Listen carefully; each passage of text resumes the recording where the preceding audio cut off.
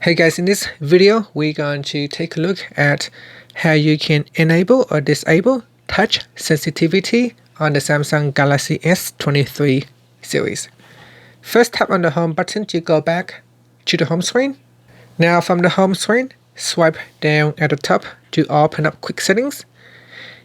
Then at the top here, tap on the settings icon. Now we scroll down and tap on display. Next, we scroll down to the bottom, and in here, tap on touch sensitivity. Tap on the toggle button to switch it on, or tap on it to switch it off. Once this is turned on, the phone will increase the touch sensitivity of the screen for the use with the screen protectors.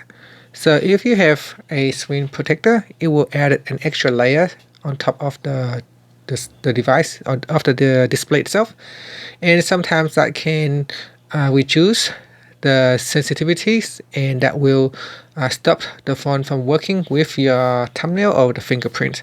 So if that doesn't work, you may want to increase the touch sensitivity so that it works with the fingerprint or with the response when you are touching on the screen. And that's it. Finally, you can tap on the home button to go back to the home screen. Thank you for watching this video. Please subscribe to my channel for more videos.